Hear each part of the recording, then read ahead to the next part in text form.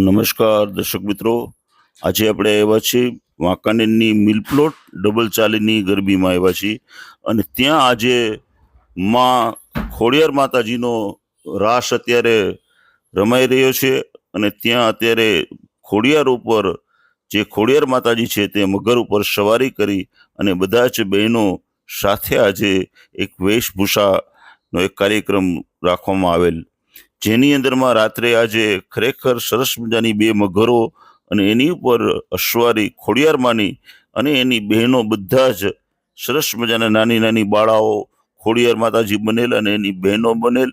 અને ત્રિશૂળ રાખી અને બધા જ સાથે એક વેશભૂષાનો એક સરસ મજાનો કાર્યક્રમ કરેલ. એની અંદરમાં એક નાની એવી ડબલ ચાલીની જે ગરબી જે છે, પણ ત્યાં બધા જે રાસ રમે છે નાની નાની બાળાઓ, તે પોતે ડ્રેસ પણ પ્રાચીન રાખી અને પ્રાચીન જે વેશભૂષા સાથે ત્યાં રાસ પણ રમે છે. અને જે તમે જોશો તો તમને એમ થશે કે ખરેખર મગર ઉપર સવારી કરતા હોય એવી સરસ મજાની વિશાળકાય મગર જે છે અને એની ઉપર ખોડિયાર માતાજી અશ્વારી કરતા હોય ત્યારે ખરેખર આપણને પણ એમ થાય કે ના, સાચે જ ખોડિયાર માતાજી પ્રગટ થયા હોય અને આ કળિયુગની અંદરમાં જે ખોડિયાર માતાજી આપણે સાક્ષાત દર્શન કરવા આવ્યા હોય તેવો ભાવ થાય છે. આ ગરબીની અંદરમાં જોવા તમે જોઈ શકો છો, પ્રેમજીભાઈ આજે ઘણા વર્ષોથી આ ગરબીની અંદરમાં પોતે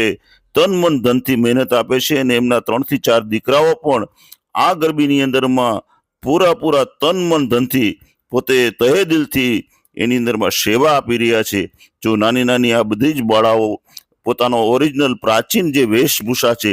એ પહેરીને પોતે રાસ પણ બધા રમે છે અને ગરબીને 4 ચાંદ લગાવે છે.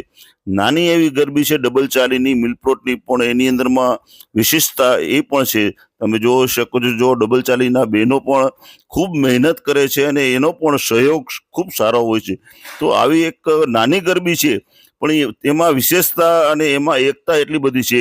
કે ત્યાં પોતે સંપીને બધા કામ કરે છે અને બધા સાથે બધા હિન્દુ મુસ્લિમ એકતા પણ છે. અહીંયા તમે જોવો છો તો મિલપોટની અંદરમાં 2-3 ગરબી રમાય છે, પણ એની અંદરમાં હિન્દુ અને મુસ્લિમ બંને બાળાઓ સાથે રમે છે. તો ખરેખર આપણા જે મિલપોટ વિસ્તાર છે એ ખરેખર હિન્દુ મુસ્લિમ એકતાનો વિસ્તાર કહી શકાય. અને જ્યાં તમે ગરબી રમે છે તે ગરબી જોશો તો તમને પણ થશે કે નાની ગરબી છે, પણ ત્યાં ભલે માતાજીના ગરબા ખરા દિલથી રમાય છે.